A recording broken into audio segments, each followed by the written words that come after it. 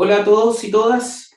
Mi nombre es el doctor Boris López, profesor de la Universidad de los Lagos.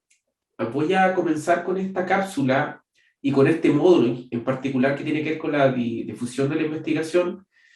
Este módulo tiene que ver con algo que es complementario a la comunicación de los resultados de mi investigación y que tiene que ver con las herramientas gráficas para la investigación. Es decir, una forma común de mostrar resultados, producto de investigaciones, particularmente desde el área cuantitativas, es la elaboración y mostrar información cuantitativa con gráficos. Y también con tablas, pero le vamos a dar más énfasis a los gráficos. Y este módulo va a centrarse casi en la construcción, no más que diseñar los gráficos, sino contarles para qué sirven los gráficos. Hay muchos tipos de gráficos y quiero a ustedes contarles cuál es la finalidad de cada uno de ellos y también cómo se tienen básicamente cuáles son los tips para hacer buenos gráficos.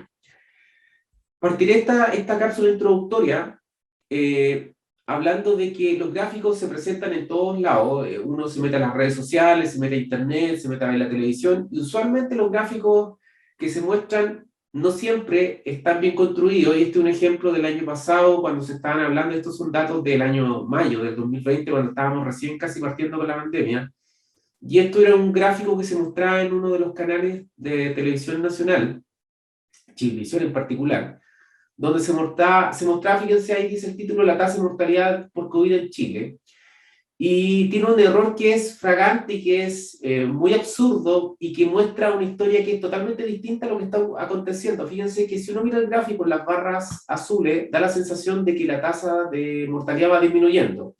¿Cuál es el problema? Es que los gráficos tienen el tiempo invertido abajo en el eje de la X. Fíjense que está desde lo más actual a lo más antiguo, y eso es un error que probablemente la persona que construyó este gráfico nunca tomó un curso de hacer buenos gráficos.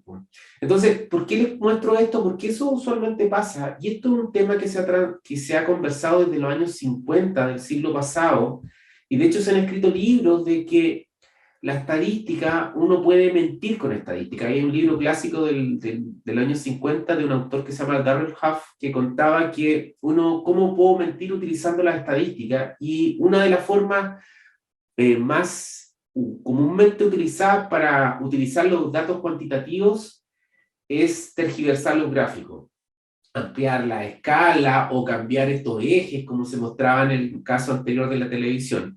Entonces yo quiero contarles un poco los tips de cómo hacer buenos gráficos y cómo no cometer estos errores que se cometieron en este caso que les mostraba anteriormente.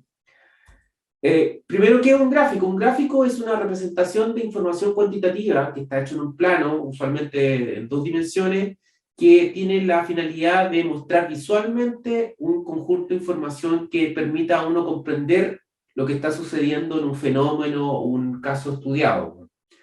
Y como les decía, hay muchos tipos de gráficos. Entonces, dependiendo el tipo de información y dependiendo el tipo de objetivo que tiene que cumplir, uno tiene que saber qué tipo de gráfico hacer. ¿Qué características deben tener un buen gráfico? Entre comillas, un buen gráfico, porque es un juicio de valor.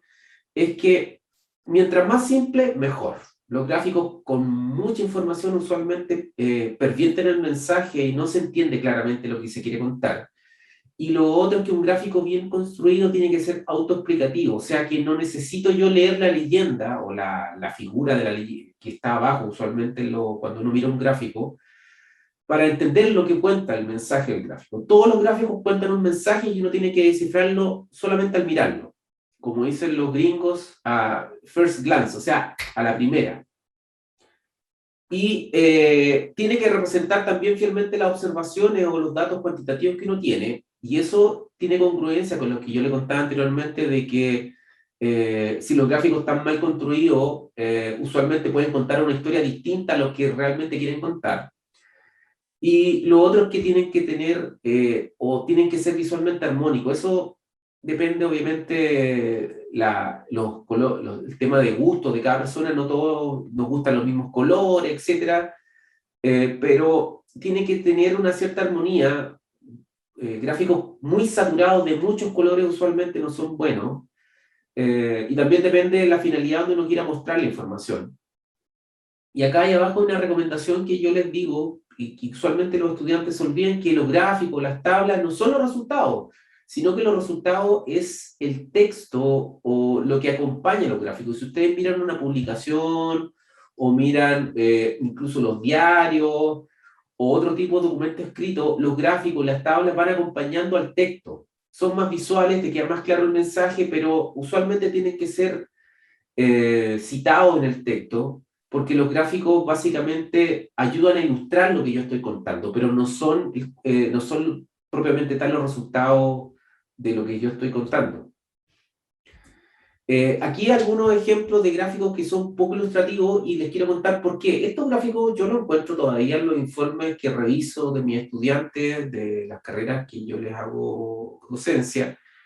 Uno de los errores más clásicos, y está en el caso de la izquierda, el caso 1, es que, y aquí lo voy a mostrar con una flecha, fíjense que si yo no coloco las variables en los ejes, ese gráfico no tiene ningún sentido, no tiene interpretación. Y eso pasa, la gente a veces no le coloca acá, ¿qué significa el eje de las X? ¿Qué significa el eje de las Y? Si no está eso en el gráfico, ese gráfico puede ser cualquier cosa. ¿Ah? Esta podría ser una culebra, podría ser un rastro de sangre, podría ser cualquier cosa. Si yo le coloco acá, no sé, el crecimiento y acá abajo el tiempo, entonces esto quiere decir que el crecimiento va disminuyendo con el tiempo. Pero mientras yo no defina las variables, los ejes, no se tiene ningún sentido ese gráfico. El de la izquierda, o sea, disculpe, el de la derecha, este gráfico de torta, el problema es que está saturado de mucha información, muchos colores, mucho texto, y eso usualmente también es una de las maneras que es todo lo contrario al gráfico de la izquierda. El gráfico de la izquierda carecía de información que lo permitiera interpretar fácilmente. Acá está saturado o sobresaturado de información, y usualmente uno tiene que buscar soluciones a eso.